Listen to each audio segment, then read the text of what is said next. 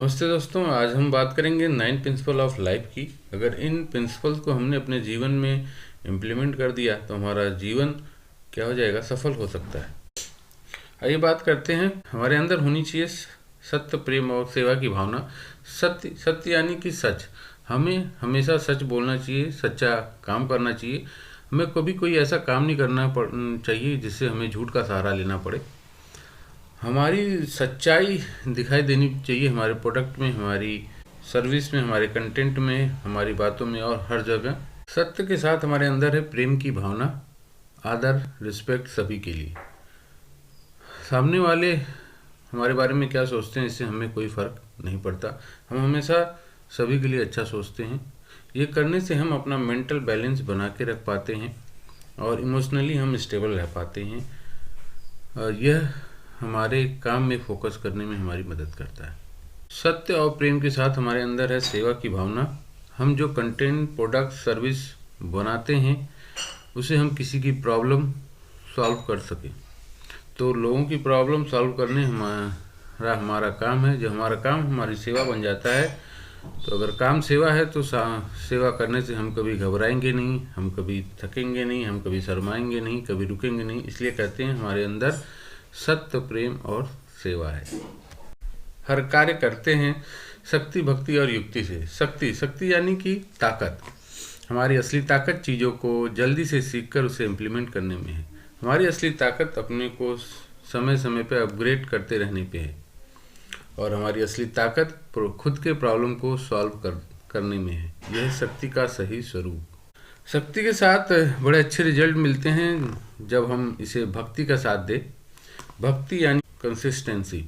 जब हम निरंतर काम करते रहते हैं, बिना रुके, बिना थमे, तो फर्क नहीं पड़ता हम रोज़ थोड़ा काम करें, थोड़ा सीखें, थोड़ा इम्प्लीमेंट करें। लेकिन थोड़ा करेंगे तो चलेगा, लेकिन लगातार करते रहेंगे तो हमें रिजल्ट हमेशा कंपाउंडेड ही मिलेगा। ये ताकत है भक्ति की।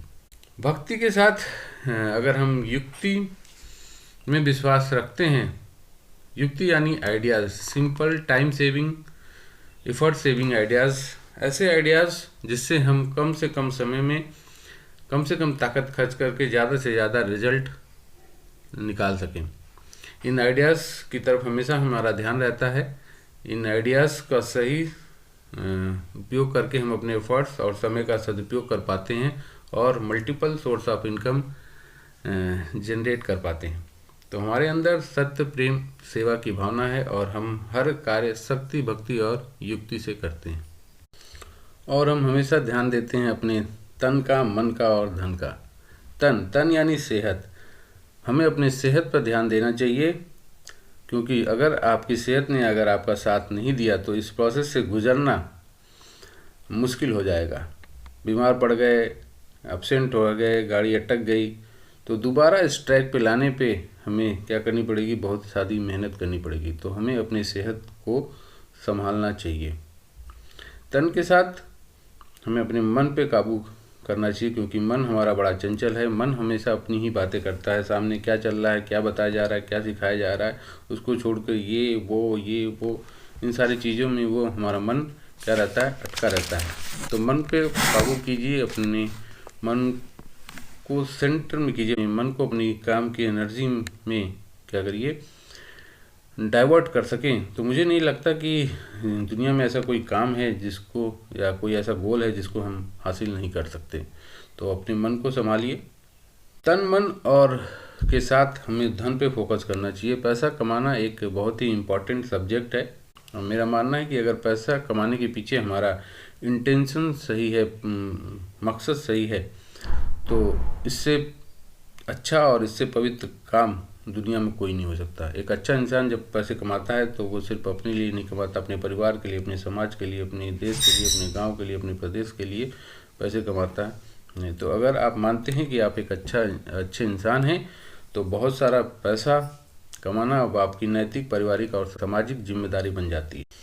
ये मेरी लाइफ के 9 प्रिंसिपल हैं। अगर आप भी इन 9 प्रिंसिपल से रेजोनेट करते हैं तो कमेंट में 9P टाइप करें और अपनी लाइफ में इसको इम्प्लीमेंट करें और दूसरों को शेयर करना न भूलें।